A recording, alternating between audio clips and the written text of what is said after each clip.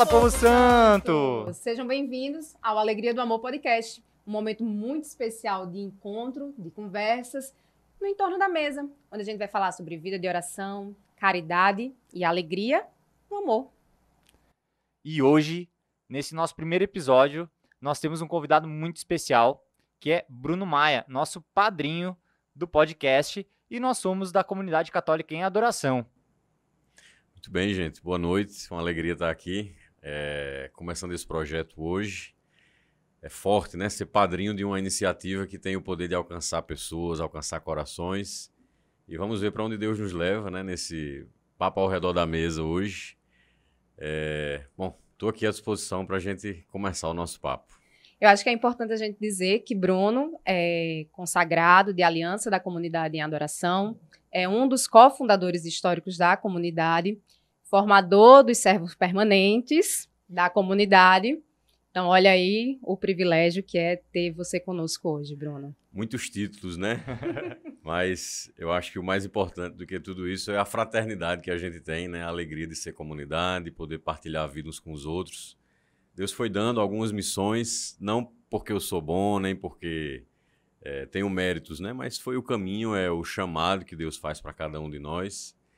E acho que a maior alegria é podermos dividir a vida uns com os outros, né? Alegrias e dores e tudo aquilo que é a vida acontecendo no dia a dia, né? Então, é uma alegria poder, além de estar aqui, saber que estou aqui com irmãos de comunidade, irmãos de carisma, irmãos em Cristo. Então, é isso que a gente quer deixar claro aqui. É uma conversa entre irmãos, é uma conversa ao redor da mesa, a gente é bem familiarizado com isso, com esse termo, com essa vivência fraterna na comunidade. Faz parte daquilo que somos, né? Exato. Exatamente.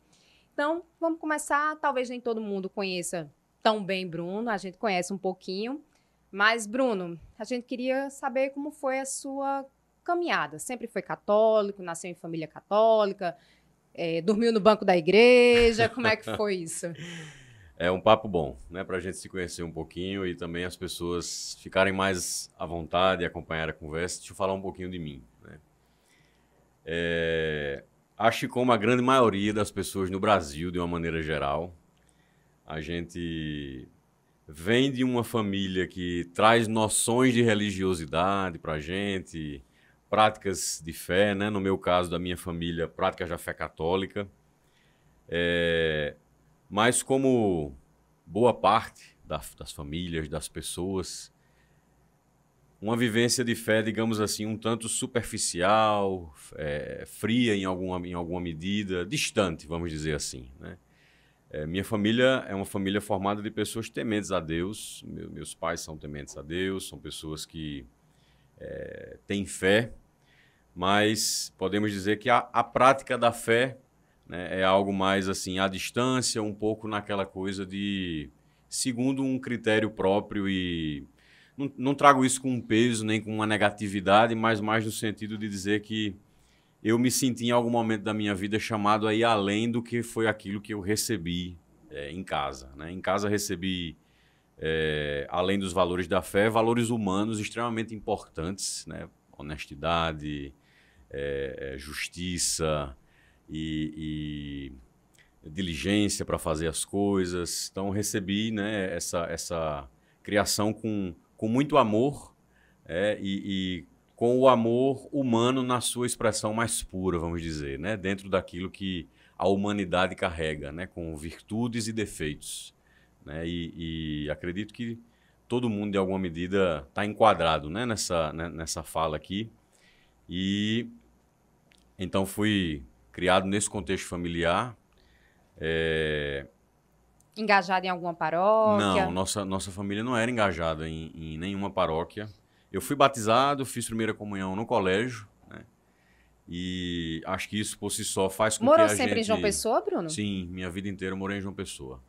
Aliás, sou apaixonado por João Pessoa. Posso dizer que eu também. Posso dizer que eu me apaixonei por João Pessoa. Um gaúcho apaixonado por João Pessoa. Sou apaixonado por João Pessoa, enfim, fui nascido e criado aqui. Estou com 35 anos e 35 anos vividos aqui em João Pessoa.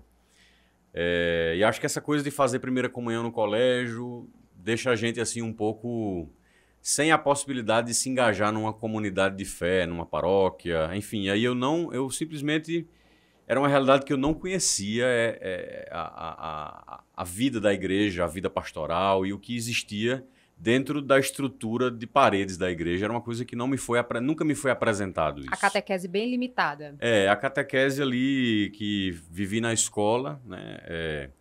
E uma coisa que me marcou da catequese de primeira comunhão e do dia da primeira comunhão em si, eu tenho fotos ainda e não sei por qual razão, não tenho essa memória muito forte, mas por alguma razão o meu catequista ele me escolheu para, na missa de primeira comunhão, carregar o evangeliário ali, que é onde seria lido o evangelho, né? E se me perguntassem naquele dia se eu tinha noção do que era aquilo ali, eu não tinha noção nenhuma do que é. Então, tô participando, mas não sei o que é que tô fazendo aqui. Eu sabia que tinha alguma coisa e que era uma missão especial, porque só uma pessoa que era uma missão fazia importante, isso. né? O evangeliário não entra 2 vezes, então entrou comigo. E, enfim, tem foto desse momento e... Enfim... mas só depois, mais tarde, eu já estava na faculdade ali, já tinha pouco mais de 20 anos, que eu era envolvido com música, já eu toco bateria e em algum momento um amigo que eu conheci na infância, morava no mesmo bairro, a gente se reencontrou, o pai dele tinha um mercadinho no bairro onde a gente morava, e eu me encontrei com ele um dia na calçada e nós conversamos ali 5 ou 10 minutos e ele me fez um convite para ir num grupo de oração. Eu nunca tinha ido, acho que nesse contexto, talvez o que me moveu a querer ir, eu sentia que minha vida estava pedindo algum tipo de novo, sabe? Eu não sabia muito bem que novo era esse, nem tinha isso de forma muito consciente. Isso não era um processo que eu tinha consciente, eu quero algo novo. Mas de maneira inconsciente, olhando um pouquinho para trás, já com um pouco mais de maturidade, eu sinto que minha vida pedia algo novo. Hoje eu sei que novo era esse que eu estava querendo, mas o que me fazia sentir motivado ali a tentar uma coisa diferente do que eu já vivia, eu estava saindo do meu primeiro relacionamento, meu primeiro namoro cheio de imaturidades, decisões mal tomadas, de um jeito meio adoecido de viver um relacionamento. Aquela coisa também de jovem, meio numa espécie de paixonite ali, aquela coisa de... numa ânsia de relacionamento, assim. Ser intenso, mas também não ser apegado e ser meio descartável nas coisas que vive. Muito intenso no começo, mas também... sem profundidade. Exato, sem profundidade. Acho que essa é uma expressão boa. E eu tinha saído desse relacionamento... E estava ali numa sensação de que precisava abrir uma porta nova na vida, não sabia muito bem o que era. Ele me fez esse convite, eu fui. E eu vivi boas experiências nesse grupo. Como eu tinha essa coisa com música, eu me engajei logo na música do grupo de oração. E era engraçado, eu toco bateria, né? E eu levava a minha bateria completa, com 4 tambores ali, a caixa, vários pratos. E a maior coisa que tem no grupo de oração, tinha mais peças na minha bateria do que pessoas. Né? Tava meia hora para desmontar, meia hora para montar. A minha maior alegria não era o grupo, que era um grupo de oração, não. Eu encontrava alegria ali em montar a bateria. Acho que eu fazia um barulho horrível. Porque, enfim, não sei como é que as pessoas aguentavam aquilo ali. Acho que se eu fosse um grupo de oração onde eu estava tocando bateria naquele tempo, eu ia ficar incomodado. Que menino chato essa bateria. Que baterista chato. E, enfim, então, nesse grupo de oração, e aí passou-se um tempo, eu comecei a namorar uma outra menina, e aí ela me chamou para fazer o Encontro de Jovens com Cristo. Eu já tinha começado a frequentar o grupo de oração, fiz o Encontro de Jovens com Cristo. E aí, a partir daí, desse encontro, realmente, eu posso dizer que nesse encontro eu vivi realmente um encontro com Cristo. E aí, comecei uma caminhada, de fato, profunda, mais próxima ali a Ali Cristo. foi a virada de chave. Isso, foi uma virada de chave. Foi a O virada de EJC chave. foi em auxílio? Foi na paróquia Nossa Senhora Auxiliadora. Já com o diácono? Foi, o dirigente espiritual era nosso pai fundador, o diácono Eduardo. E aí, lá eu conheci ele, lembro que fiquei muito encantado com a palestra dele. Enfim, foi uma coisa que me tocou muito. E quando eu olho para trás, eu percebo que desde os primeiros momentos do encontro, eu já estava ali muito mexido, sabe, com aqueles dias ali. E eu lembro exatamente o momento do encontro em que eu dirigi uma oração a Deus, acho que foi é a lembrança mais antiga que eu tenho de uma oração que eu dirigi a Deus, assim, de forma consciente. E ali eu me senti visitado por Deus naquela hora. E realmente aquilo me fez sair daqueles dias bem diferente. Não é uma mudança automática e nem milagreira, mas foi algo que me fez mudar de direção. E aí eu passei a buscar outras coisas na minha vida. E é o que me trouxe até aqui hoje. Né? Mudou a prioridade, né? Mudou a prioridade da vida. Eu me senti realmente com o olhar conduzido para outra coisa, que eu não sabia que existia, não conhecia, nunca tinha sido apresentado, nunca tinha sentido. Né? E isso me fez entrar num processo de desconstruir para construir de novo. Acho que o processo de conversão toca muito nisso. Desconstruir para construir. Eu desconstruí muitos conceitos, muitas coisas que eu trazia. Pra vocês terem ideia, houve um tempo da minha vida que eu me dizia ateu, assim. Talvez, olhando para trás, é mais como talvez uma forma de estar engajado em algum grupo, um grupo de amigos, ou chamar um tipo de atenção. Eu não me lembro de ter de forma consciente assim, essa sensação de sou ateu, mas era algo que eu dizia com a boca. Cheguei a dizer com a boca. Triste de mim ter disse isso, mas ateu disse. Graças a Deus, né? Era. Não tinha, de fato, a noção do que estava dizendo. Né? Não tinha a noção do que estava dizendo. Mas, enfim, aí minha vida caminhou realmente de uma outra forma depois desse encontro. A gente falou aqui que você é um dos cofundadores históricos da comunidade em adoração. Como é que foi? Assim, já chegou, já sabia o que era. Loucura. Já sabia o que era, onde é que ia dar, ou foi seguindo o fluxo? Não, hoje, inclusive, eu estava partilhando, desde o final de semana passado, que a gente teve lá no encontro na Arquidiocese do Rio, eu venho conversando um pouco mais com o nosso pai fundador, algumas coisas. Mas, enfim, deixa eu falar um pouquinho do início, né, de como foi isso. Eu falei uma loucura, não no sentido pejorativo, mas no sentido de que foi algo que totalmente inesperado, assim, né, algo que... E a gente consegue sentir, até pelo tamanho que a obra tem tomado... É muito claro que se vocês soubessem... Não, e é impossível que seja uma coisa nossa, assim, sabe? Não tem condição nenhuma de... Não tem condição de ser humano, né? Assim, da vontade humana, não. Por exemplo, eu só conheço vocês por conta do chamado que vocês receberam para estar na comunidade e não fui eu que chamei vocês, entende? Então, não é uma coisa minha, não é uma coisa do diácono, é uma coisa que passa, né? E para falar um pouquinho do início de como foi isso, acho que conecta um pouco com a história que eu estava contando aqui, né? Eu fiz o AJC lá na paróquia e eu sempre tive facilidade de fazer amizade. Acho que também a música me trouxe muito isso, né? Acho que por isso também que eu tenho o desejo que meus filhos se conectem de alguma forma com a música, porque eu acho que música abre portas de socializar a gente, de deixar a gente... com possibilidades de se engajar. Mas, enfim, isso é um outro papo. E aí eu tenho facilidade de fazer amizade e a música também me colocou ali muito rápido, ligado com o próprio serviço que o movimento do AJC nos chama a viver. Então, participei do encontro, depois fui servir no encontro e fiz o encontro em 2010. Em 2011 eu servi no encontro a primeira vez. E nesse ano de 2011, eu fui servir numa equipe que a gente chama de a bandinha, né? Naturalmente, eu tocava, baterista não é uma coisa muito comum, né?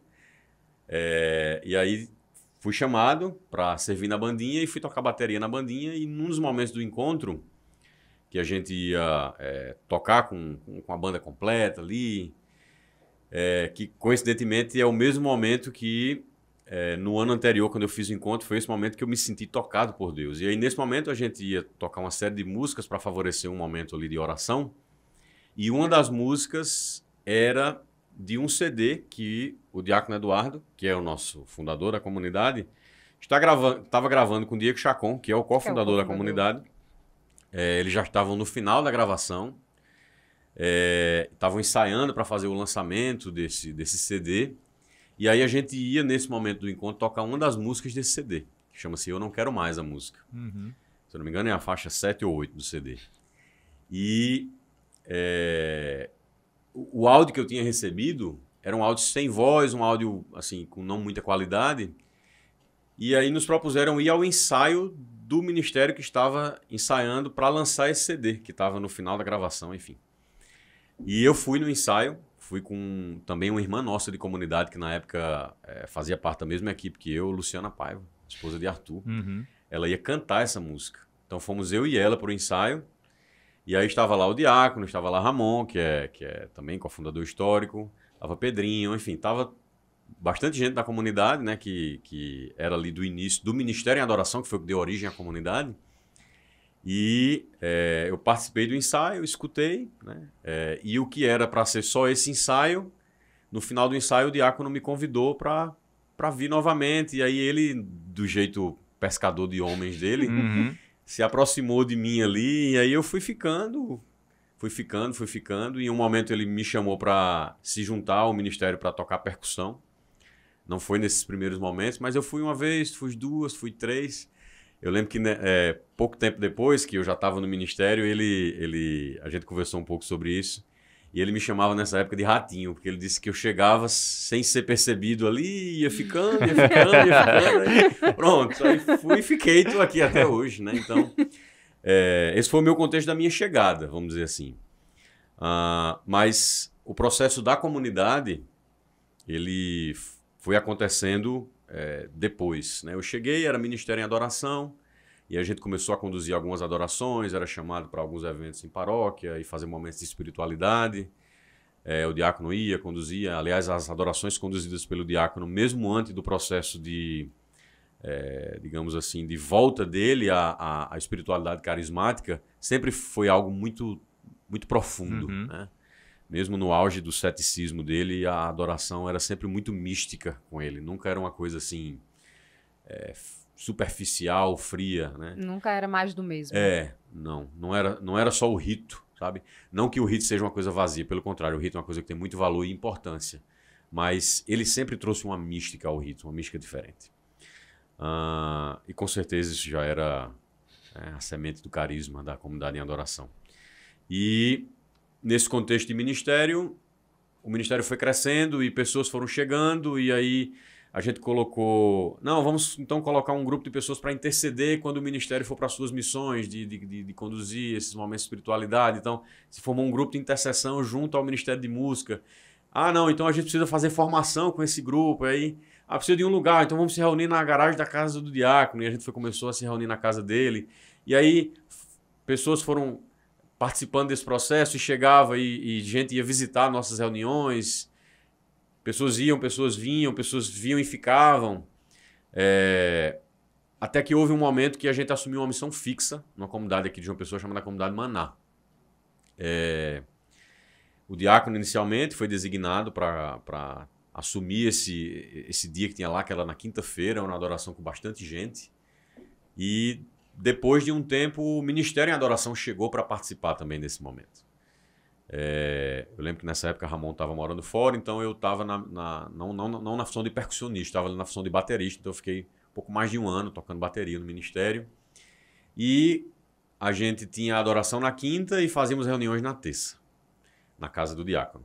Formações, partilhas, oração, às vezes a gente também vivia momentos de adoração, alguns momentos íamos para a capela, outros momentos íamos para o estúdio, mas começou ali a se formar uma base de algo que não era só mais um ministério de música. Era um grupo de pessoas que gostavam de estar reunido e de partilhar a vida, e aí a gente vinha direto do trabalho e tinha sempre uma comidinha na casa dele, a gente sentava na mesa da cozinha e conversava e partilhava a vida, fazia aconselhamento. Então, era uma coisa que foi começando a gerar um jeito de conviver ali, uma espiritualidade foi nascendo ali, né? Então, na hora ali ninguém sabia de nada, era só um bando de jovem ali que gostava de ir, uns gostavam de comer, outros gostavam de conversar, outros gostavam de tocar. Mas rezar era uma coisa que não era... A gente estava aprendendo aquilo ali, sabe? O diácono, ele teve muita paciência com a gente, né? Idas e vindas, e pessoas que saíam e esfriavam e voltavam. Teve momentos que estávamos só eu, ele e mais uma pessoa, e todos tinham... Enfim, então foi sendo formado ali um grupo que era mais do que só um grupo de pessoas se reunir para tocar. Tinha um jeito, tinha uma coisa que ia atraindo a gente, ia movendo, né? Hoje a gente sabe que era o carisma ali, né? Mas foi sendo descortinado de maneira muito gradual diante da gente as coisas. Não foi algo que veio assim de vez, sabe? Sim. Se viesse de vez, acho que a gente tinha corrido. Veio pouco a pouco, né? Para mim é uma coisa que ainda está sendo desvelada, vamos dizer assim. Eu ainda vou tomando consciência da minha missão ali de ser um dos primeiros consagrados da comunidade. E aí, enfim, para não me demorar muito nessa história toda, porque isso é uma história bastante longa e interessante, mas não quero me demorar muito nela, aquilo que era um grupo de um Ministério de Música ali com 12 pessoas, de repente tinha 42, de repente a gente estava numa adoração na comunidade Maná, depois começamos uma adoração na paróquia Nossa Senhora Auxílio dos Cristãos, quando o diácono parou, né, saiu lá da condução dessas adorações na Maná, e aí começamos um grupo pequeno lá em Auxílio dos Cristãos, depois tinha um grupo de 800, 900 pessoas ali na paróquia, a paróquia lotada toda terça-feira, mas a primeira adoração foi só a gente e o povo ia sendo atraído, a gente não fazia mídia, marketing, não tinha nada, era só... O intuito inicial sempre foi juntar a gente para a gente adorar, e quem quiser adorar com a gente vai adorar com a gente. Então era assim, aí sempre com uma condução de uma palavra forte do nosso fundador e um ministério de música que também foi crescendo nesse ministério, né? E aí foram chegando pessoas e de repente a gente teve um momento em que se sentiu a necessidade, não está tão cronológica a minha explicação aqui, porque as coisas vêm aparecendo na minha mente, mas sentiu necessidade de ter uma casa para a gente se reunir, porque não cabia mais na garagem da casa do diácono, e aí uma pessoa oferece uma casa para a gente passar um tempo e as coisas vão acontecendo. Enfim, e hoje estamos aqui com uma comunidade com mais de 600 membros e caminhando para onde Deus está conduzindo. Então, esse é um pouco do meu processo, tá? Eu tinha outras coisas que eu poderia acrescentar, mas aí vocês também me ajudem aqui para não ficar perdido sozinho na minha conversa. E tu falou que saiu de um relacionamento, entrou no grupo de oração e entrou em outro relacionamento. E a gente abriu essa janela. Isso. E o relacionamento, o que aconteceu? Né? O que Deus falou para você? Eu abri aqui outra gaveta, que foi a história da minha conversão, enfim, da comunidade. Que com certeza vai passar por esse relacionamento, sim, né? Esse relacionamento durou 2 anos e meio, eu acho.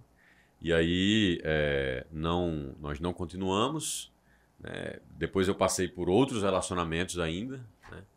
E conheci a minha esposa, né? Conheci Gabi, que é com quem eu sou casado hoje, mas já depois de um tempo de fundação da comunidade. Né? Uhum. Ela chegou, eu a conheci na comunidade, nós começamos a namorar, e aí casamos, e hoje temos 2 filhos, estou fazendo 5 anos de casado esse ano. E eu ia até te perguntar isso, Bruno. Vocação, sempre soube que seria matrimonial? Não, de jeito nenhum. Por onde é que passou aí? Essa coisa de vocação é algo que também foi sendo apresentado a mim. Né? Acho que uma coisa que baliza, talvez, para ajudar a entender da minha história, quem eu sou e um pouco do meu processo, é o fato de que eu não fui, ao longo da minha vida, apresentado para essas realidades. A palavra vocação, eu acho que eu não me lembro. Com certeza, foi depois ali dos 23 ou 24 anos de idade que eu fui conhecer essa palavra e ainda um tempo depois o significado dela. Né? E aí, se a gente pegar aqui, né, para eu não ser tão distante na minha história aqui, se pegar do ponto da minha experiência com Deus, da minha conversão, foi um processo muito intenso. Né? Quando eu falei para vocês que eu precisei desconstruir para construir, essa desconstrução e construção realmente foi algo intenso na minha vida, e eu mergulhei em conteúdos de fé, em espiritualidade, livros, palestras, e fui me formando sobre isso, e cresceu dentro de mim um amor muito grande pela igreja, muito grande. Até hoje eu sou apaixonado pela fé católica. Assim, realmente é uma paixão que eu tenho por tudo aquilo que é católico e as expressões católicas da fé. Liturgia, doutrina, catequese, a forma pastoral da igreja ser, a estrutura da igreja. Eu sou apaixonado pela igreja, sou um apaixonado. E isso que roubou meu coração já no começo assim, da minha caminhada, me fez criar um amor também, uma admiração muito grande pelo sacerdócio. Então eu fiquei assim realmente deslumbrado quando eu entendi o que era um sacerdote, o que é um padre, o que é uma missa. Quando eu entendi tudo isso, eu disse, meu Deus, como não querer ser isso, né? Eu até acho, aqui é um achismo só, que todo jovem ali, jovem adulto, jovem que se converte nessa idade e que não tem ainda essa coisa clara como eu não tinha de vocação, de casamento, enfim. Eu acho que passa no coração da pessoa essa coisa de querer ser padre. E quando você se engaja na igreja, você começa a escutar as pessoas falando isso, né? Vai ser padre, né? Tem até um irmão nosso, comunidade, André Guerra, ele tem uma história engraçada. A pessoa pegou na mão dele e disse, esse menino tem mão de padre. Comigo ninguém disse isso, mas dizia, vai ser padre, tem jeito, fala bem e tal, E aí... Tem cara de quem vai dar bons sermões. Isso, e aí eu comecei com essa coisa dentro de mim, não porque estava vindo de fora, mas eu me senti realmente um admirador do sacerdócio, e eu confundi minha admiração com o sacerdócio com um chamado ao sacerdócio. E aí eu passei um tempo nesse processo, e o que me fez realmente assim dizer, não, eu não sou chamado a isso, foi entender, né, que essa confusão, ela dizia respeito a duas coisas. Primeiro, eu nunca tinha parado para refletir sobre a paternidade, primeiro num aspecto geral, porque não é porque uma pessoa se torna padre que ela não vai exercer a paternidade de alguma forma, mas eu nunca tinha parado para refletir sobre essa questão da paternidade de uma maneira ampla, nem também da maneira biológica. Eu simplesmente nunca tinha me projetado no contexto de ser pai. E aí, um dos meus grandes amigos, que também é membro da comunidade, que é Léo, teve sua primeira filha, Clarissa, e aí eu acompanhei esse processo de Léo ter... Foi o primeiro grupo de amigos da gente a ter filho. E aí eu lembro que um dia fui levar a comunhão para ele, com ministra, e vi aquele processo todo ali dos primeiros momentos ali de estar com um recém-nascido em casa, diferente, por exemplo, do meu contexto de ser pai, que tem muitas pessoas ao meu redor que estão no mesmo momento de vida e que a gente partilha experiências. Léo não tinha essa coisa, então... Ele estava abrindo caminhos, né? Ele estava descobrindo ali muita coisa, ele e a esposa dele, Manu. E quando eu cheguei, que vi aquele ambiente ali com Clarissa bem pequenininha, os dois ali aquele santuário familiar ali, né, com Clarissa, e aí aquilo, rapaz, me despertou uma coisa que não tinha dentro de mim. Eu simplesmente nunca tinha me projetado naquele contexto, e aquilo fez eu dizer, rapaz, isso aqui, né?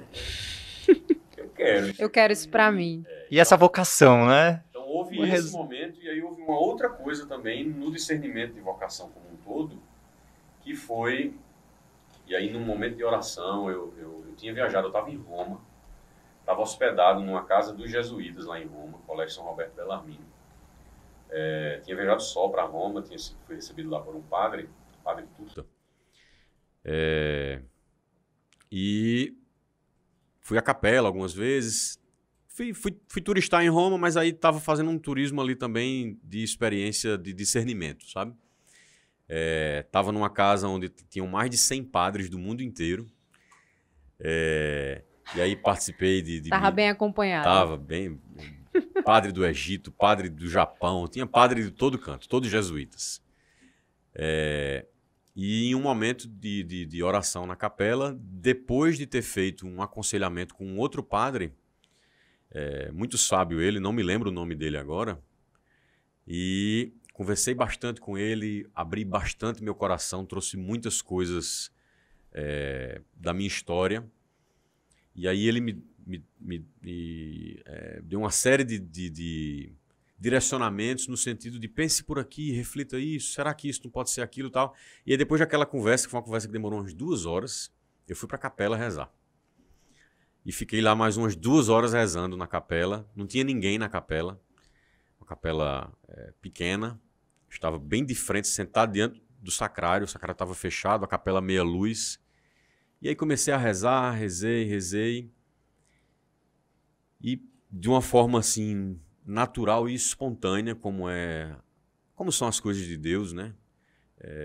Me veio claro como um dia que aquele meu sentimento de chamado ao sacerdócio tinha por trás também um quê de vaidade muito grande.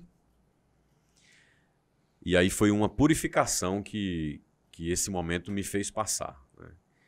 Essa coisa da vaidade, de admirar a figura do que o padre é dentro de uma comunidade, não no sentido espiritual, mas no sentido da liderança que o padre exerce, no sentido de que as pessoas admiram, nossa, como...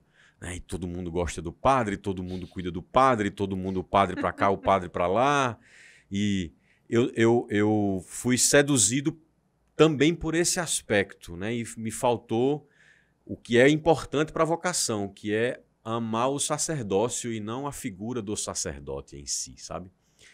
Então, nesse mesmo contexto, assisti a algumas palestras de Dom Henrique Soares sobre o sacerdócio, e aí ficou muito claro para mim, com essa questão da paternidade e da vaidade, que aquele não era o meu chamado, né? Então, foi um processo, digamos assim, não foi trivial, não foi uma coisa que eu consegui carregar sozinho, não, eu precisei de pessoas para me aconselharem, né? E conversava sempre muito também com o diácono, e ele sempre me deixava muito... Ele nunca me direcionou, nunca me forçou a nada, né? Como um bom diretor espiritual, ele também queria que a minha liberdade concluísse as coisas sem que ele forçasse a barra para algo, né? Então, enfim, esse foi um pouco do processo de discernimento, e graças a Deus isso aconteceu, e aí hoje eu sou muito feliz e realizado, casado, vou fazer 5 anos de casado, 2 filhos, Maria Clara e João Pedro. Maria Clara tem 3 anos, João Pedro tem 2. E é isso. São os príncipes de titia. Eu amo, são muito fofos. Eu ia perguntar uma coisa. Quando chegou esse momento, assim, que você sentiu, fez, não é pra mim, o sacerdócio não está aqui. Veio acompanhado daquela paz? Olha, eu sei que Deus é um Deus de paz, um Deus que nos traz a paz. Mas eu penso o discernimento também um pouco na ótica daquilo que Nossa Senhora sentiu quando o anjo anunciou para ela que ela seria mãe do Filho de Deus, e que a palavra deixa bem claro que ela ficou perturbada, né, com aquilo. Mas perturbada no sentido de como se dará isso, né? Não no sentido de que estou perturbado porque é isso que tenho que fazer, eu tenho que ser, né? Mas como se dará.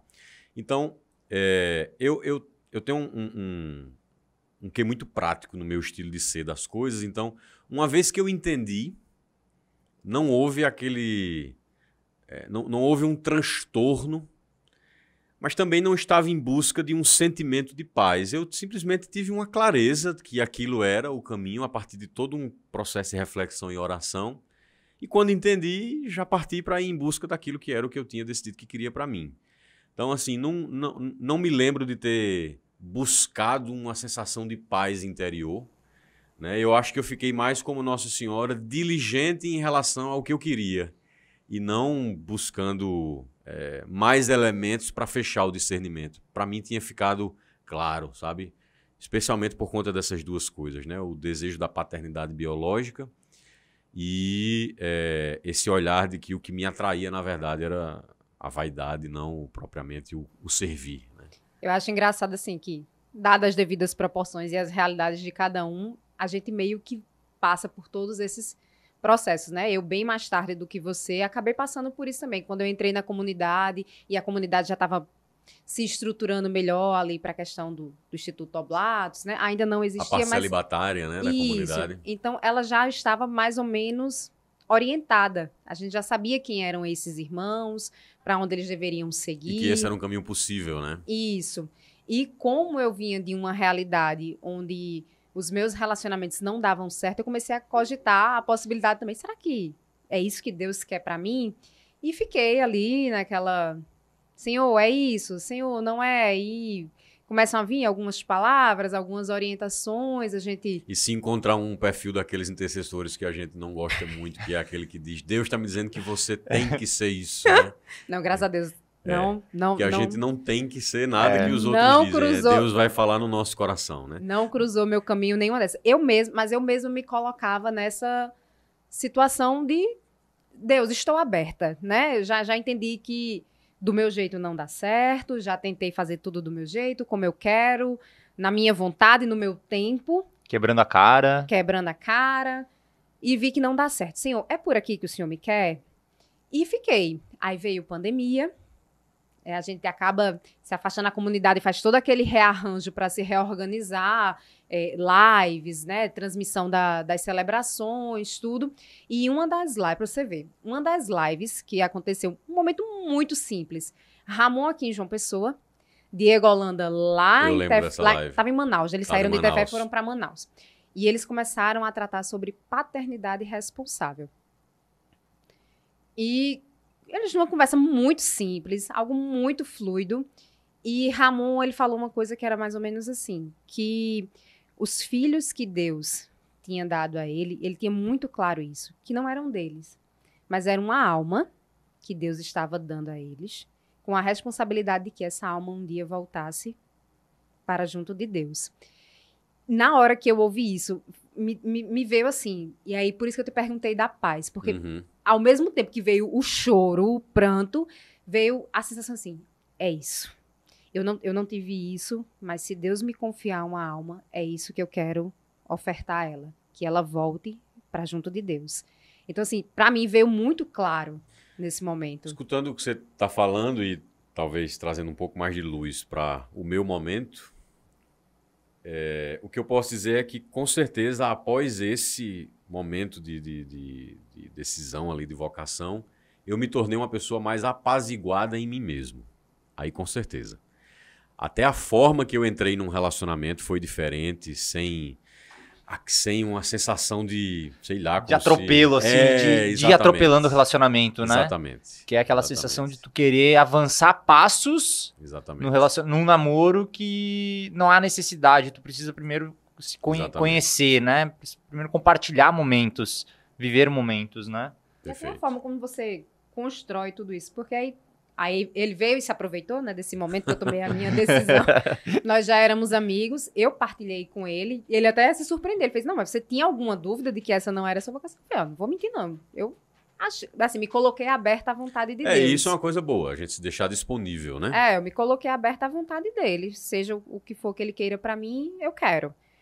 E aí a gente já começou, a partir desse momento a gente começou a conversar como amigos ainda, mais focados. É tanto que quando a gente começou a namorar, a gente já começou a namorar sabendo que era pra Sabendo pra o fim, casar. né? O O fim ia fim ser do no nosso altar. namoro ia ser no altar.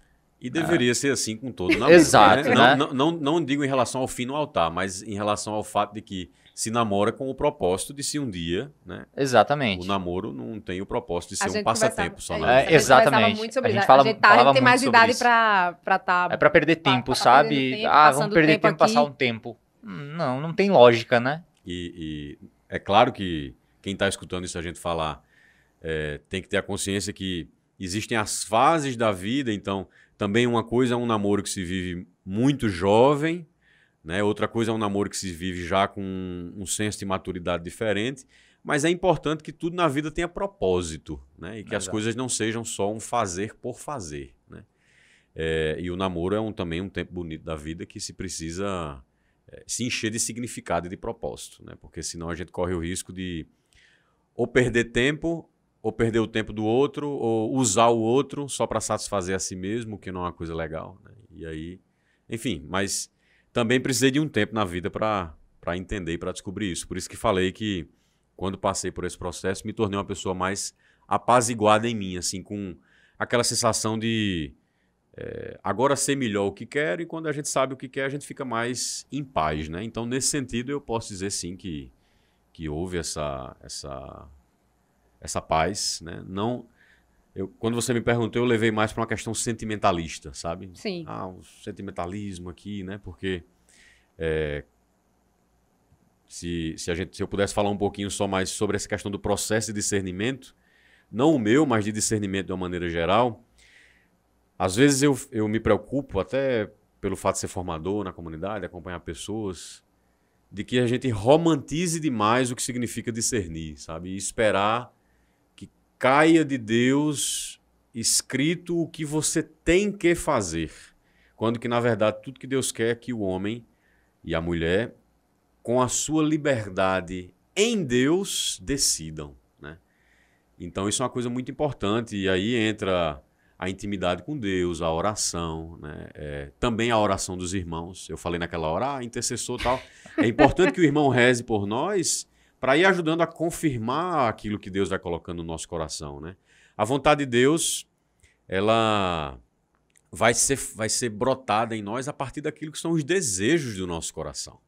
É muito importante a gente purificar o desejo, saber querer em Deus a partir do que é a medida do amor de Deus, né? Porque a gente tem um desejo muito troncho e adoecido pela nossa forma de amar egoísta. Então, à medida que a gente cresce no amor a Deus, o discernimento vai ficando uma coisa mais natural no processo de ser gente, de viver, né? Vai deixando de ser uma coisa assim romantizada, em que eu quero que Deus diga que o caminho é A ou B, e naturalmente eu vou entendendo quais são os caminhos a partir do meu processo de intimidade, de oração com Deus. É como um rio que vai correndo para o mar, sabe? Então, também o processo de discernimento vocacional, ele vai sendo conduzido dessa forma simples. Veja, no meu caso, Deus foi me sinalizando algumas coisas no meio do caminho, né? Mas se eu não tivesse buscado, ter boa intenção, se eu não tivesse revestido de um querer purificado, não porque eu sou puro, mas porque eu fui buscando em Deus isso, eu talvez tivesse metido os pés pelas mãos, sabe? Como já fiz muitas vezes na vida e corro o risco de fazer de novo se eu me desalinhar desse caminho. Sim. Então, né, só dando essa pincelada em questão de discernimento para quem está nos escutando e que está nesse momento da vida, primeiro, não se angustie, né, de estar num processo de discernimento, né? Assim como Iane esteve no processo dela, esteja aberto às possibilidades, observe o mover de Deus nos pequenos sinais, né? Busque a Deus na palavra, nos sacramentos. Eu acho que mais do que buscar um José, a gente tem que buscar a Deus, né? Eu busco a Deus, né? Eu não busco um José e uma Maria, eu busco a Deus, e aí, buscando o reino de Deus em primeiro, as outras coisas vêm por acréscimo. É assim que a palavra ensina a gente, né? Eu lembro de uma coisa que Padre Jorge falou em uma adoração que ele foi pregar ainda na Casa da Misericórdia. E ele falava justamente sobre isso. Ele falou, ele sentia isso, ele dizia assim, eu tô falando para alguma menina que está aqui, não se angustie, porque quando vem de Deus, tem cheiro de céu. É um bom termômetro, né? Tem um santo, não me lembro qual é, que diz, os desejos santos aumentam com o tempo. E aí eu me lembro quando eu era noivo, nossa irmã Luísa que gosta dessa história, porque ela disse que toda vez que, quando eu era noivo, eu sempre arrumava um espacinho para dizer que era noivo. Agora que eu sou casado, eu sempre arrumo um espaço para dizer que sou casado. Realmente eu tenho muito orgulho do meu estado de vida, né? E aí quando eu era noivo, eu dizia que todo dia que passava dentro do processo de noivado, eu queria casar mais, né? Os desejos santos crescem com o tempo, e isso também é um sinal de Deus, né? Quando é uma coisa que é muito inconstante, que vai e vem, que a gente não tem firmeza naquilo, se eu estou vivendo um processo de buscar a Deus, né? Trilhando um caminho de santidade, buscando a Deus na palavra, nos sacramentos, na vida fraterna, na prática da caridade, se eu estou buscando a Deus dessa maneira, dificilmente aquilo que Deus quer para mim é algo que vai ficar de uma maneira inconstante no meu coração, né? Aquilo vai ficar me visitando e eu vou desejando. E aí eu preciso ir projetando as coisas com muita liberdade interior, pouco a pouco, né? Para que também não fique uma coisa forçada, né? As coisas de Deus não são forçadas, elas são na liberdade. Ninguém ama na obrigação. O amor não existe na obrigação, o amor só existe na liberdade, né? E como o amor só existe na liberdade, Deus nunca vai chegar e vai nos impor algo, né? Então, também com a vocação é dessa maneira, né? É algo que precisa ser descoberto, precisa ser encontrado a partir do processo de vida de santidade, né? Eu diria, não seja diligente na busca de uma pessoa, mais uma vez eu falo isso. Seja diligente na busca de Deus e da santidade. Teve algo que me marcou muito, Bruno, na pandemia, né? Teve a Crisma, né? A comunidade proporcionou a Crisma, e Yane estava fazendo a crisma e eu estava de ouvinte, estava sentado de boa fazendo as minhas coisas. Colando a minha crisma. Eu estava sentado de boa fazendo as minhas coisas, bem tranquilo, e tu começou a dar uma aula sobre matrimônio na crisma. Eu parei, literalmente eu parei tudo que eu estava fazendo, nos primeiros 5 minutos de aula, eu parei, eu disse, caramba, só isso aqui já tá valendo muito, vamos ver o que vai vir mais. E nós conversando antes do podcast aqui, e tu explanou algumas coisas, né? Eu acho que vale a pena a gente aprofundar só um pouco em relação a isso, porque tem algo muito específico e especial naquela aula que marcou muito, sabe? E a gente... foi uma virada de chave pra gente também. Até porque Tiago foi casado, né, na igreja, passou pelo processo de nulidade, mas ele relatou, isso ficou muito claro para ele, que aquela formação de 2 horas, eu acho, ali, que a gente teve na Crisma, valeu muito mais do que o curso de noivos que ele fez de um final de semana. Entendeu? Interessante. Porque foi muito profundo e foi muito didático também. Aquele contexto era uma turma de crisma que a gente tem sempre na comunidade. E nessa turma eu era o catequista, né? Eu estava fazendo as formações, é uma turma de crisma mais de adultos, jovem adultos. E estávamos no estudo dos sacramentos ali, né? A segunda parte do catecismo. E aí fomos falar do sacramento do matrimônio, que é lindo, né? Assim, a estrutura do sacramento, aquilo que é o sacramento do matrimônio é uma coisa assim encantadora, né? Então eu tenho certeza que o que tocou seu coração não foi tão somente a didática da formação em si, mas é o sacramento em si e a graça que ele carrega. Exatamente. Né? Que move realmente o coração da gente. E eu já escutei outros testemunhos também de pessoas que, quando de fato se aproximam da compreensão do sacramento de um jeito mais aprofundado, mais rico, né? E nada mais é aquela formação do que o que está no catecismo da Igreja Católica.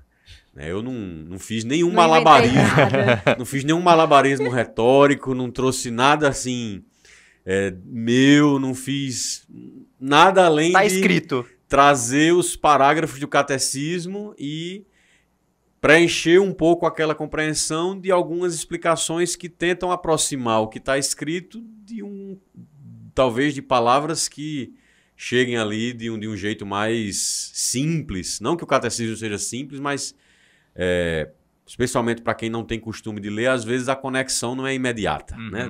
Do que está ali com o que é a vivência das coisas. É porque a fria letra da lei, muitas vezes ela pode não simplesmente transmitir aquilo que ela gostaria. Ela está ali, está escrito, é profundo. Mas a gente, às vezes, falta só aquela pessoa que vai dar o tom que a gente precisa para ter a compreensão. E esse é o papel do catequista, né? É unir esses dois mundos. E aí eu realmente tenho um amor muito grande por essa missão de trazer o catecismo, né? O catecismo é um tesouro, né? E aí realmente eu também sou muito apaixonado pela catequese ali. Tento trazer as coisas de um jeito... o melhor possível, né, dentro daquilo que é a minha limitação. E do sacramento do matrimônio, se a gente pudesse falar um pouquinho sobre ele, né, é importante a gente entender que é um sacramento de missão, né, é um sacramento de serviço. Né, a gente tem os sacramentos de iniciação cristã, os sacramentos de cura e os sacramentos de missão.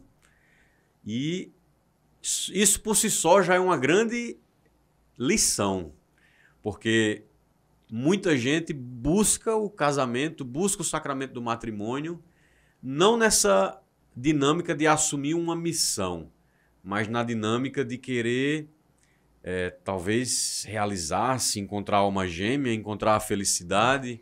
Ou ser servido. Sim, ou ser servido. Né? E Nosso Senhor já disse, eu não vim para ser servido, eu vim para servir.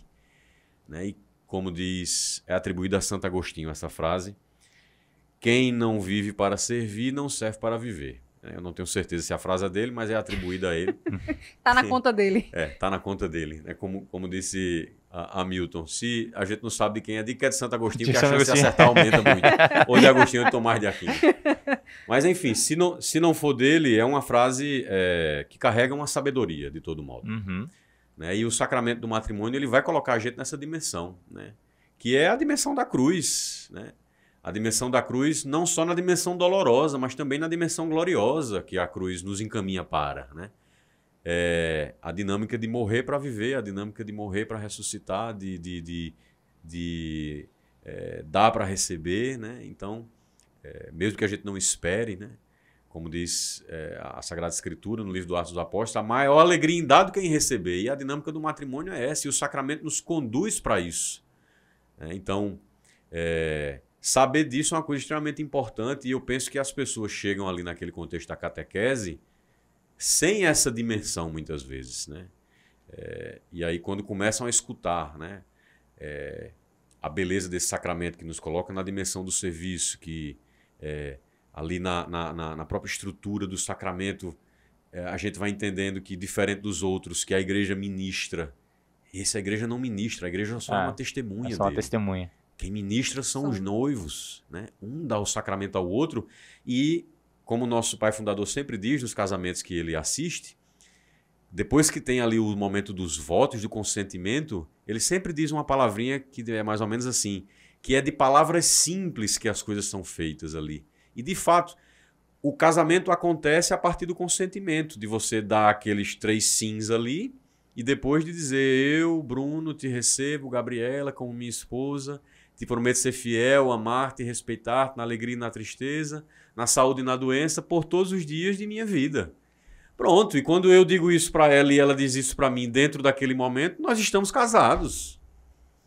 Né? E aí, naquele momento, uma graça de Deus vai passar a nos acompanhar como casal, a nos assistir. E essa graça, ela, de fato, faz a diferença nas nossas vidas. Porque se antes do sacramento, o casamento ali, a união do homem e da mulher, que é marcada, assim, pelo pecado, assim como toda a humanidade iria estar amparada somente no esforço humano de fazer aquilo, agora a graça de Deus vem elevar o nosso esforço humano ao impossível, ao sobrenatural, a fazer com que os nossos atos de sacrifício uns pelos outros passe a ter significado de salvação diante de Deus. Eu passe a encontrar o olhar de Deus com a minha oferta, que vai chegar a Ele agora de forma agradável por conta da graça que o sacramento me deu. Então, isso é um olhar mais místico ali do que é o sacramento do matrimônio. E entender também que nas alegrias e tristezas que a gente vive, a graça de Deus vai estar ali para nos sustentar. E que Deus uniu homem e mulher com o propósito de que essa união dos dois testemunhe o que é o amor de Deus para o homem. Não o homem no sentido masculino, mas para a raça humana. Para a raça humana. Né? Então, um casal unido em matrimônio é uma testemunha do amor de Deus para com a humanidade. E como está difícil a gente conseguir encontrar isso de um jeito puro hoje no mundo, né? Por que a gente se emociona quando vê um casal de longas datas? Né?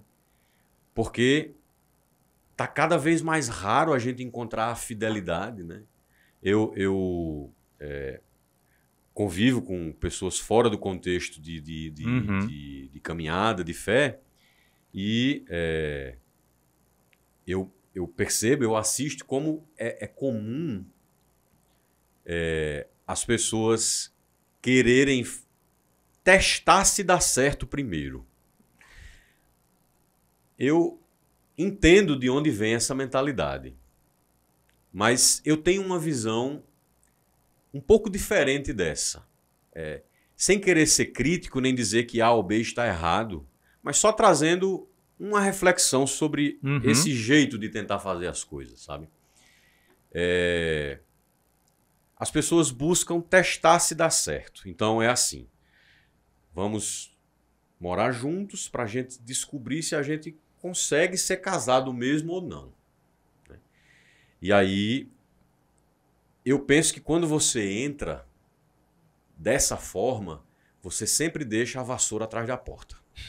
Exatamente. Definiu bem, viu? Você deixa sempre um pé dentro e um pé fora. Exatamente. Porque é assim, eu tô aqui, mas se uma coisa der errado, eu já disse de antemão que a gente veio aqui para ver se dá certo, então eu vou me embora.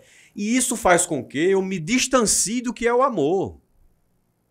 Porque o amor, ele mora exatamente em aprender a renunciar a mim.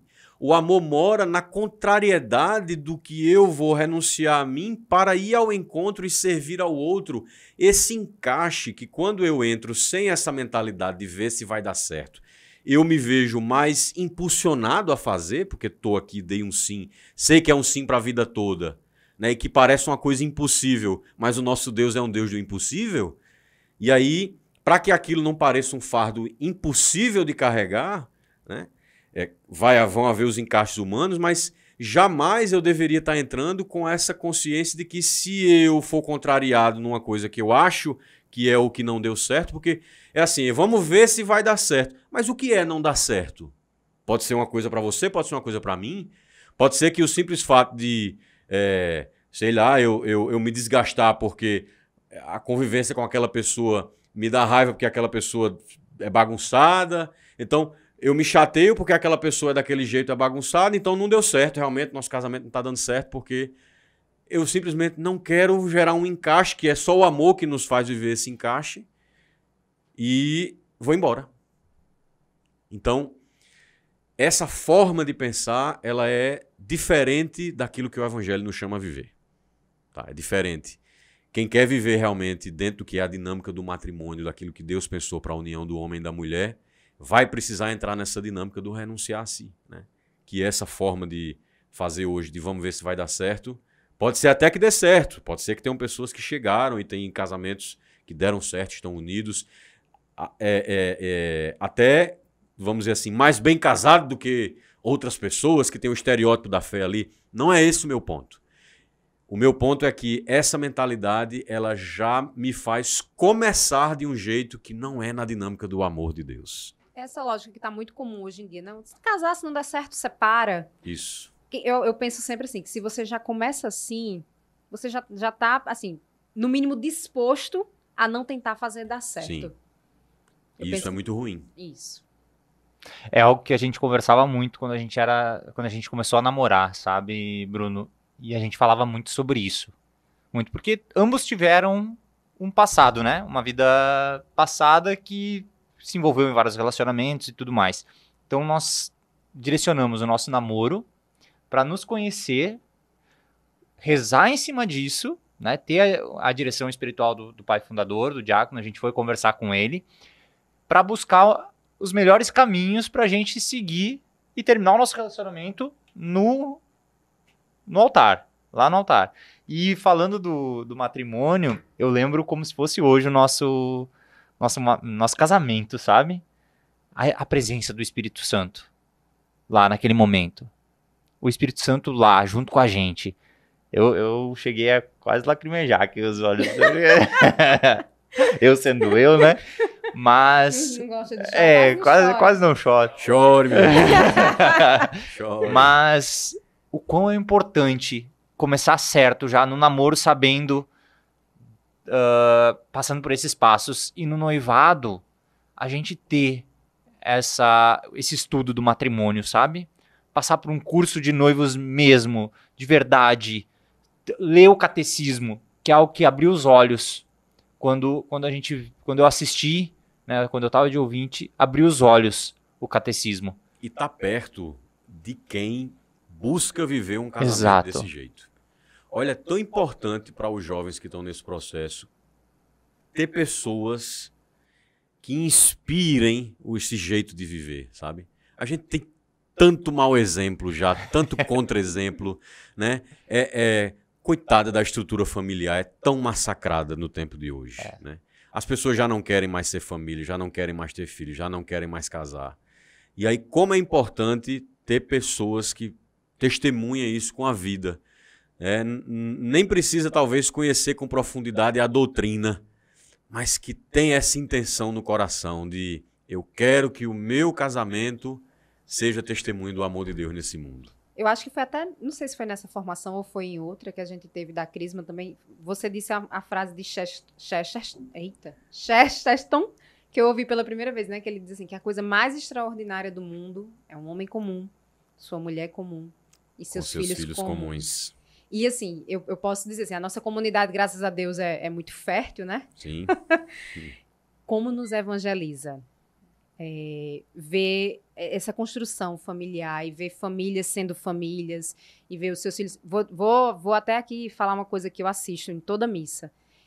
Na hora da comunhão, você vai pegar ou Maria Clara ou João Pedro para que eles estejam no seu colo quando você vai receber a comunhão. Sempre. E assim, eu não sei qual a sua intenção, nunca perguntei, nunca falei isso, mas é algo que eu vejo, que eu admiro. Que, assim, se Deus nos confiar uma alma, que a gente quer que ela partilhe desse momento também. Isso foi uma coisa espontânea, eu não fiz isso, esse gesto que você comentou, não foi algo assim, quando eu tiver um filho um dia eu vou fazer isso. Nada contra quem está vendo isso e se inspirando para fazer isso também. Mas foi algo que brotou do espontâneo do meu coração, e ali o que eu quero é que eles estejam envolvidos no que significa aquilo ali para a gente, sabe? É muito engraçado quando eu comungo, às vezes minha filha fica querendo abrir minha boca para ver o que é que tem, e depois quando eu me sento, ela tenta ainda, aí eu digo, filha, papai, o Jesus agora está no coração de papai, aí ela levanta minha camisa para querer ver, né? É muito interessante isso, né? E o mais novo, assim, ele tem 2 anos, então o entendimento ainda é diferente do daqui, já tem 3, mas ele também fica meio curioso com aquele momento. E é bonito ver que, de forma espontânea, hoje, meus filhos começam a cantar músicas que escutam na missa. Hoje, é engraçado, acho que Maria Clara viu um remédio em casa e perguntou, mamãe, que remédio é esse? Aí Gabi disse, é Buscopan. Aí ela disse, é aquilo que o padre fala na missa, né? Buscopão, né? Ela juntou com o pão ali, alguma coisa. Então, isso vai ficando, sabe? Isso vai ficando nos filhos da gente. Eu sei que em algum momento, todo mundo passa por isso, aquela rebeldia ali da adolescência. Eles vão passar, provavelmente, porque não são diferentes dos outros, mas é diferente você passar por um momento de uma certa rebeldia sem ter valores plantados no coração. E eu quero, de uma maneira muito espontânea, que eles possam ir crescendo, como diz nosso pai fundador, misturado ali com a poeira da comunidade, com a poeira do altar, sabe? Essa é a minha intenção. E é minha missão, né? Eu sou pai, né? Então, como pai, eu preciso conduzi-los ao pai, né? Que é Deus, né? A minha paternidade vem da paternidade de Deus e seria pobre, injusto e pequeno de minha parte privar eles de conhecer um amor maior do que o amor que eu tenho por eles, que é o amor de Deus. Então, esse é meu desejo para eles. Caramba. Amigo.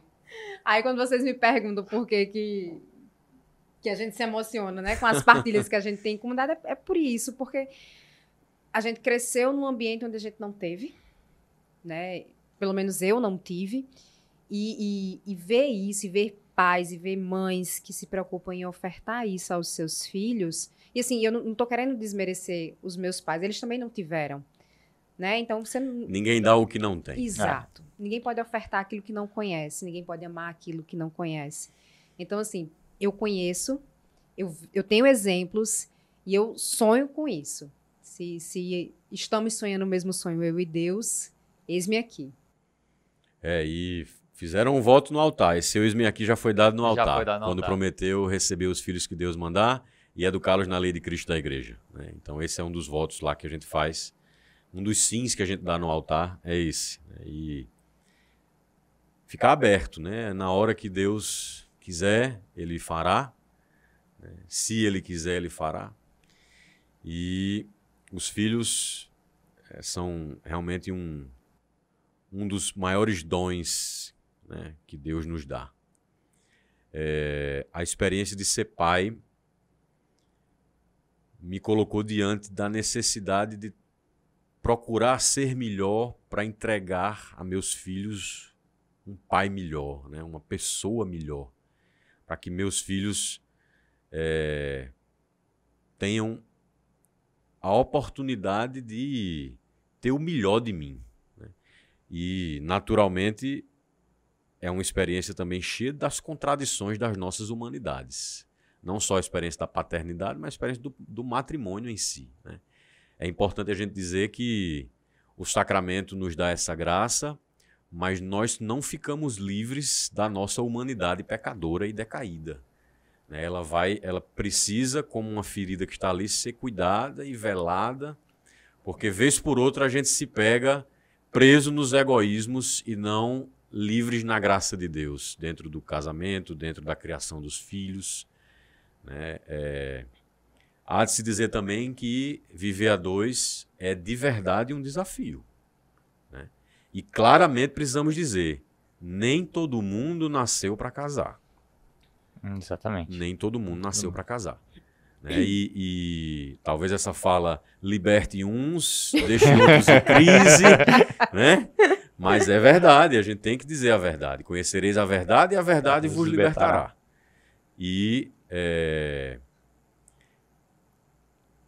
nem todo mundo, não é porque também não nasci para casar que nasci para ser padre ou para ser freira, não. Existe a vocação também de ser solteiro no mundo, em que eu conduzo a minha solteirice e transfiguro ela em Cristo num serviço. Né?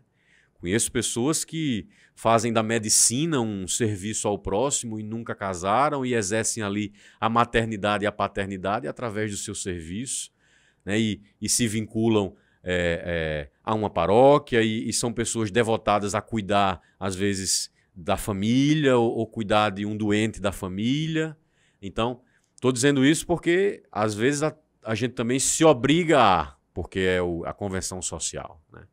De fato, o matrimônio carrega os seus desafios de se acertar, mas se a gente entra com essa mentalidade, com essa ideia do amor, né? Da renúncia, tudo vai ficando mais leve. Né? Não digo que fica mais, não digo que é fácil. Né? O que é fácil? Né? Mas vai se tornando leve, porque é no amor, né? E as dores vão sendo transfiguradas, né? A gente vai aprendendo a ser menos orgulhoso, a baixar a crista. Né? Como casar me fez uma pessoa mais humilde, mais simples. Casar e ter filhos foi a melhor decisão que eu já tomei na minha vida. E essa experiência me faz todos os dias encontrar uma alegria numa simplicidade tão grande, sabe? Acordar e dar o bom dia a meus filhos. E normalmente quando eu acordo eles já estão tomando café. Eu durmo um pouco mais tarde e aí por consequência acordo um pouquinho mais tarde. Gabi acorda primeiro. E aí normalmente quando eu acordo eles estão na cozinha tomando café. Eu chego e bom dia papai. Aí dou um beijo neles, um beijo na minha esposa. Aí vou ali trazendo doses pequenas doses de amor, né, para eles e para mim. E isso alimenta meu dia, sabe? São esses momentos vividos dessa forma que quando as dificuldades vêm, e elas vêm, fazem com que a gente tenha âncoras de amor na vida, né? E o amor vai crescendo. Escutei essa frase do nosso pai fundador indo para Catolé. A gente vai permitindo o amor crescer de um jeito tão grande que quando der aquele desespero, der a vontade de ir embora e de largar tudo, o amor cresceu tanto que eu não consigo mais contrariar o amor. Essa é a experiência do casamento. Deixar o amor crescer e não deixar a amargura, o murmúrio. Né? Já passei por situações onde minha esposa precisou vir falar para mim: você não acha que você anda reclamando muito, não? E aí vem aquela dose de realidade, né? A gente volta um pouquinho para o nosso lugar. Meu primeiro impulso é querer negar, dizer, não, você está implicando comigo. Mas aí a gente para, reflete, deixa a graça de Deus conduzir, reza, vai botando a palavra de Deus no centro e aí vai percebendo que realmente estava acontecendo. E aí eu encontro uma oportunidade de me converter um pouquinho mais. Né? E até para entender essa conversa, para entender os gatilhos, né? Que acionam essa... Talvez uma decisão que a gente toma, uma palavra dita, porque às vezes tem um gatilho que assumiu que a gente não está enxergando. Isso que acontece sempre comigo. Que a gente não enxerga. Né? Isso faz parte. E a nossa esposa está aqui do nosso lado para mostrar esse caminho, para dizer, ei, talvez esse ponto a gente precisa melhorar. Vamos conversar sobre isso. Vamos tentar alinhar isso. E acontece muito isso. Das duas partes, né? E a gente tem que estar aberto. Por isso, e tenho certeza que passarei outras tantas vezes mas agradeço a Deus a mulher que tenho, viu? Fala a mesma Porque, coisa. Me ajuda, viu, no meu caminho. E eu peço a ela, eu sempre pedi a ela desde o início do nosso casamento e continuo pedindo. Me ajude porque sozinho eu às vezes não enxergo. Me mostre, me ajude a ser melhor. Né? E aí a sabedoria do momento disso vir. Né? Às vezes vem na crise, na raiva, mas também às vezes vem no conta-gotas do dia a dia, ali, né? Na condução das pequenas coisas. E é isso, né? O catecismo tem uma expressão que eu gosto muito, que ele diz assim, falando do matrimônio, do casamento. Sim. Nas alegrias do seu amor, né, do amor entre homem e mulher, e da sua vida familiar, Cristo dá-lhes ao homem e à mulher, né, ao casal, já neste mundo, um antegosto do festim das núpcias do Cordeiro. E olha, isso é uma das coisas mais lindas que eu acho de todo o ensinamento do catecismo sobre o matrimônio. Eu experimento essa graça, é gosto de céu, né, como o Iane falou aqui ainda agora. É o gosto do céu. E realmente o gosto do céu nas coisas simples, né? No cuidado um com o outro, no cuidado dos filhos. E você vai dando gotas de amor, não trocar uma fralda, não acordar à noite, nas lutas do dia a dia, que é a luta de todo mundo. Pois é. Essa parte do catecismo me marcou tanto na nossa formação sobre matrimônio, que inclusive a gente colocou um trecho dela no nosso convite aos nossos padrinhos de casamento. Porque como é importante que as pessoas saibam como é viver na graça, pela graça, sustentado pela graça, né? E saber que nessa relação que construímos enquanto casal, sustentados pelo sacramento do matrimônio, a gente vive ainda aqui na Terra uma antecipação daquilo que vamos viver Sim. na glória. Como Deus é bom, né? Olha só como ele é generoso. Ele deu a oportunidade da gente poder viver essa antecipação, esse gostinho de céu ainda aqui na Terra. E também precisa de um coração aberto para perceber esse gosto de céu em coisas que às vezes não parece o céu que a gente acha que é o céu. Né? Nas nossas vontades, gente, né? Às vezes cria umas idealizações daquilo, né? E o céu, ele realmente, aquilo que nos espera, né? Como diz a Sagrada Escritura, nenhum olho viu, nenhum coração sentiu, nenhum ouvido ouviu aquilo que Deus tem preparado para os que o amam. E para quem é chamado a essa vocação, viver o dia a dia da vida de casal ali, o casamento, com essa esperança no coração, é gasolina para a gente continuar o nosso caminho de santidade, né? Mesmo nas dores ali, nas renúncias, sabendo que o que nos espera é essa alegria do céu, né? E se a gente já sente pequenos momentos de realização nas coisas simples, imagine no céu, né? E aí chegar no céu já não seremos mais casados, né? Porque o casamento é até que a morte os separe. Né? Então no céu ninguém é casado. Mas não significa dizer que lá perderemos a memória de que fomos casados, né? Lá estaremos unidos a Cristo e uns aos outros nessa unidade perfeita que é essa união com Cristo. E saber que isso é o que nos espera, essa alegria, né? Alimenta o dia a dia para que a gente consiga superar as coisas que precisam ser superadas, né? E esperar o céu. A esperança, a virtude do cristão por excelência, né? A esperança precisa ser presente ali, né? Eu tenho sempre comigo, né, na minha vivência dessa vocação, quando as coisas difíceis vêm, eu tento ser ali espiritual, me colocando diante de Deus, mas também prático na minha humanidade de vamos fazer o que precisa ser feito. Né?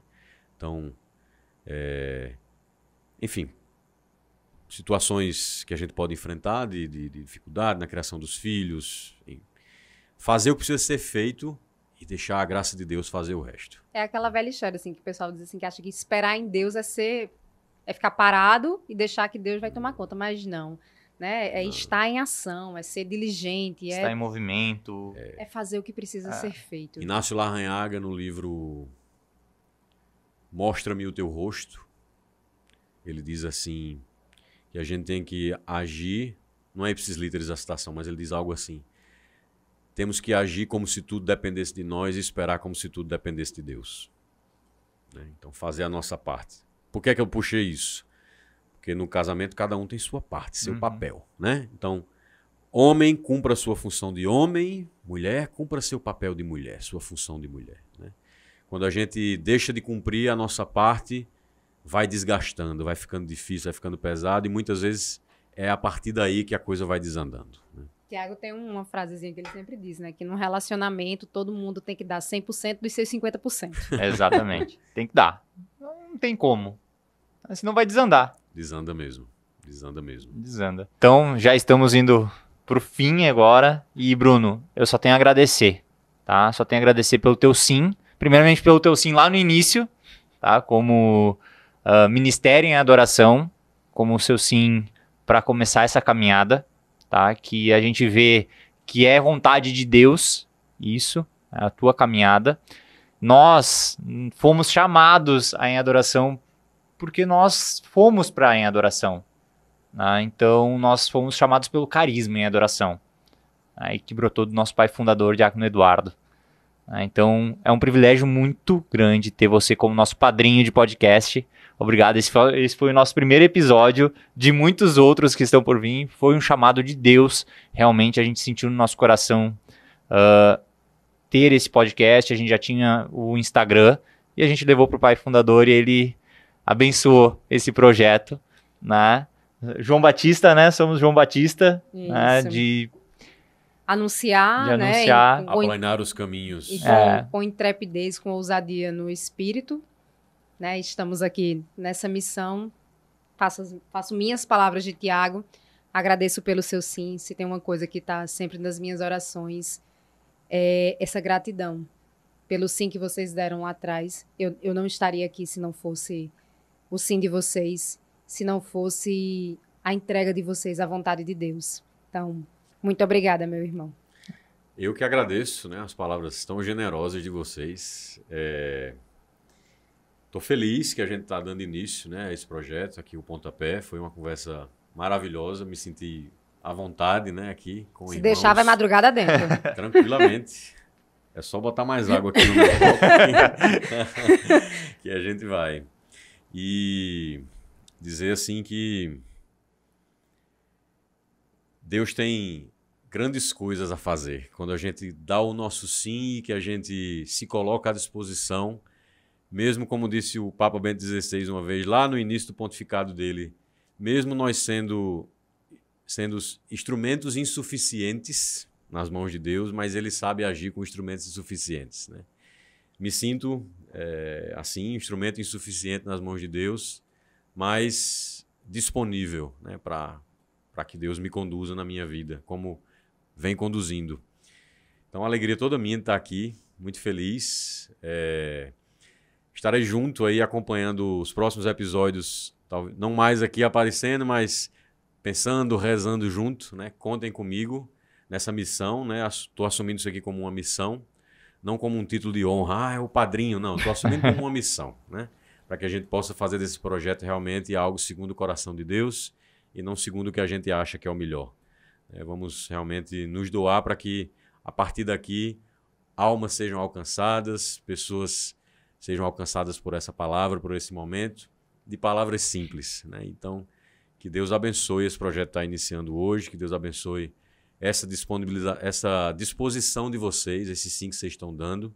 Perseverem. Quando um projeto começa, vem coisas contrárias para desestabilizar a gente, mas não se desestabilizem. Sigam, porque tenho certeza que Deus tem daqui muita coisa para fazer e para realizar, e a gente não tem assim visão de para onde Deus quer nos levar, né? Às vezes a gente começa a coisa de uma forma tímida, acha que vai ficar ali só num escopo pequeno, mas quando a gente menos espera, a coisa toma uma proporção que a gente não imagina. Então, que Deus conduza, porque com Ele conduzindo a gente sabe que vai para um caminho bom. Amém. E também eu quero convidar para você que está nos assistindo, nos escutando, a entrar no nosso site, alegriadoamor.com.br, que a gente deixou um e-book lá para você baixar sobre quebrando as muralhas no relacionamento. Eu acho que faz muito sentido. Conta um pouco da nossa história, da nossa caminhada na Em Adoração, como a gente chegou na Em Adoração, e também mostra como a gente começou o nosso relacionamento e até o fim do nosso namoro, que foi no altar. E apesar do título do e-book ser Quebrando Muralhas nos Relacionamentos, conta também como construir, aí de fato, o caminho de santidade que é trilhado nessas construções dos relacionamentos, que podem conduzir até o altar ou não. Ou não. Como o Bruno bem disse, nem todo mundo é vocacionado, né? Ou pelo menos pode ser vocacionado, mas não com aquela pessoa, né? Exato. Exatamente. Então, a gente quer ajudar vocês de uma forma mais simples, através desse e-book, a construírem, a buscarem, a conhecerem um pouco mais sobre essa construção, sobre os relacionamentos. Então, vai estar disponível para vocês. Vai estar lá no link na bio, no nosso Instagram, que é o @alegriadoamor.br. Se você ainda não nos segue, por favor, sigam lá. Nosso e-book vai estar disponível para vocês.